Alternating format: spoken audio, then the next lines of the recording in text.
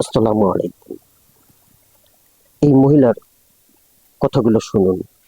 আমাদের সেই জায়গাটা অর্জন করতে হবে পরীক্ষাটা দিয়ে ভালো করে। তোমরা যদি পরীক্ষা না দিয়ে এখানে নেমে যাও, ভালো করে পরীক্ষাটা যদি না দাও, পড়ালেখা যদি ভালো করে না করো, সেই পরীক্ষাটা যদি না দাও, না দিয়ে যদি রাস্তায় নামো, তাহলে তোমরা সেই জায়গাটা কি করে অর্জন করবা? আমি নামছি না, তুমি জানো না, ও নামছে না। এই যে যখন ছাত্ররা মারা গেল সব, তখন আমি নামছি না নিজে, তোমাদের সাথে নামছি না। তাহলে এখন আমি কেন এই কথা বলতেছি? আমার ফ্যামিলি সবাই নামছে না, তোমাদের জন্য নামছি তো। তাহলে তোমরা এখন এইচএসসি পরীক্ষার্থী, তোমরা তোমরা তোমরা আগে পাসটা করো ভালো করে, তোমরা সেই জায়গাটা আগে অর্জন করো আমাদের, তাই না? তোমাদের জীবনটার এখন অনেক দাম, কারণ তোমরা পরীক্ষার্থী। তোমরা যখন রাস্তা দিয়ে যাও, আমরা ছেড়ে দিই রাস্তা, যে ওরা পরীক্ষা দিতে যাচ্ছে। তাহলে তোমরা যদি আজকে এখন কোনো তোমাদের দুর্ঘটনা হয়, তখন পরীক্ষা দিবা কি করে? কি বুঝলেন? উনি মাইলস্টোনের ঘটনায় সম্পৃক্ত এক ব্যক্তি, যিনি নিজে আন্দোলন করেছেন, পাশে যে তার সন্তানটিকে দেখতে পাচ্ছেন সেও আন্দোলন করেছে। শুধু তাই নয়, তার পুরো পরিবারই আন্দোলন করেছে। এখন নিজেই ছাত্রদেরকে আবার আন্দোলন করতে নিষেধ করতেছে, কারণ পড়ালেখাটা হচ্ছে মুখ্য বিষয়।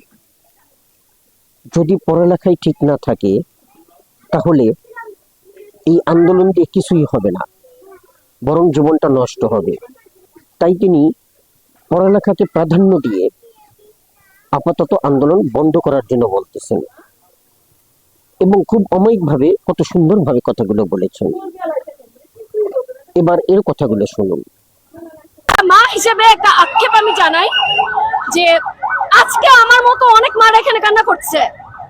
এই প্রত্যেকটা মায়ের চোখের পানির দাম হাসনাত, সার্জিস, তোমাদের সবাইকে দেওয়া লাগবে, সবাইকে দেওয়া লাগবে। এখানে নিষ্পাপ বাচ্চাদের রুহের অভিশাপ, তোমরা কোনোদিন ছাড় পাবা না। দেশটাকে ধ্বংস করলা, বাচ্চাগুলারে মারলা, স্টুডেন্ট গুলার ভবিষ্যৎ নষ্ট করে দিলা। তোমাদের কথায় নেচে নেচে স্টুডেন্ট গুলা মরছে, তোমাদের কথাই নেচে নেচে স্টুডেন্ট গুলা কি হয়েছে? ওরা কোনো পদ পেয়েছে? জেনারেল স্টুডেন্ট যারা, তাদের কি লাভ? তোমরা তো একটা কোটা, তোমরা তো এক একটা নিয়ে বসে আছো, তোমাদের তো টাকার অভাব নাই। সার্জিসের পেটটা একটু দেখেন, সার্জিসের পেট আগে ছিল চিকন ফ্ল্যাট, আর এখন বেশি খায়, টাকা ইনকাম করে। এখন সার্জিস, দুঃখের মধ্যে হাসি আছে ভাই। এখন দেখেন সার্জিসের পেটের অবস্থা দেখেন, ওর যে নাকের উপর দিয়ে পেট বের হয়ে গেছে, ও তো সংস্কারের নাম নাই। আমি আবারও ডক্টরের শিক্ষিত লোক, তাকে আমি অনুরোধ করব, যেহেতু আগের সরকার ভুল করে গেছে, আপনি সেই ভুলগুলো করেন না। আপনি কি করবেন? সংস্কার করেন, কিন্তু ওই গোপালগঞ্জে মানুষ পারেন না খুনাখুনির জন্য, এগুলোর চিন্তা বাদ দেন, আগে দেশকে রক্ষা করেন। এর কথাগুলো আপনারা অনেকেই দেখেছেন। এর ভিডিওটা খুব ব্যাপকভাবে প্রচারিত হচ্ছে, কারণ মিডিয়া তাকে ইন্ধন দিচ্ছে। সার্জিস, নাহিদ, এদের প্রতি সে দোষারোপ করতেছে। এই ব্যাপারটা মিডিয়ার কাছে বেশ গ্রহণযোগ্য, যার ফলশ্রুতিতে ফেসবুক স্ক্রল করলেই এই মহিলার ভিডিও বারবার দেখা যাচ্ছে। কিন্তু প্রথমে যিনি বক্তব্যগুলো দিলেন, ওনার ভিডিওটা একবার হয়তো দেখেছি, আর দ্বিতীয়বার দেখা যাবে না।